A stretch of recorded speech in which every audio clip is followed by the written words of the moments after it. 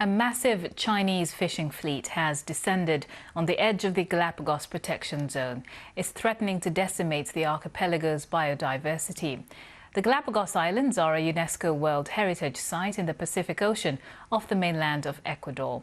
Now, you might be familiar with some of their endemic species: giant tortoises, iguanas, blue-footed boobies, and the Galapagos protection zone surrounding the islands is home to the largest shark biomass in the world.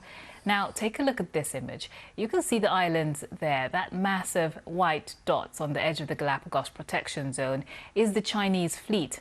265 fishing, cargo, refrigeration and processing vessels squeezed between that narrow band of international waters between Ecuador and the Galapagos, a major migration route for those endangered species that travel through for breeding, feeding and to seek refuge. And there's also this: waves of plastic waste of Chinese origin washing up on the shores of the Galapagos National Park. This isn't a new phenomenon, though. Last year, 245 Chinese vessels were detected in the area.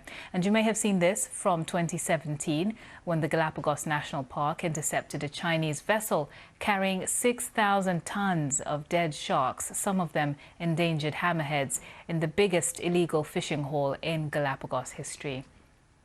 Well, Dr. Alex Hearn is a specialist in marine protected areas and fish movements. He's in Quito on mainland Ecuador and explained more about the boundaries of the protected zone. When the Galapagos Marine Reserve was created back in 1998, it was the second largest marine reserve in the world. But when it was created, we didn't really understand the extent of the movements of the animals that we're trying to protect. And over the last 10, 15 years, we've been tracking whale sharks, critically endangered hammerheads. And you're right, they don't understand where the boundaries are. And so we're finding that they're moving offshore out into the EEZ and out into international waters too.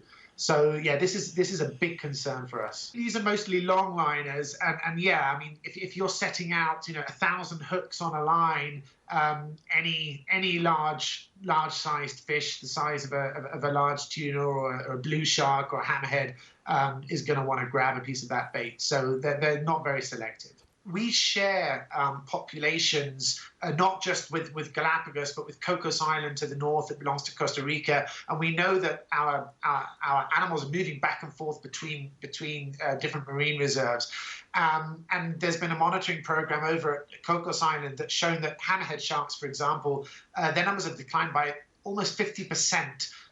In the last 20 years. That's despite the fact that they're moving between marine reserves. But yet again, the problem once you leave the marine reserve is that you're vulnerable to the hooks and the nets that are out there.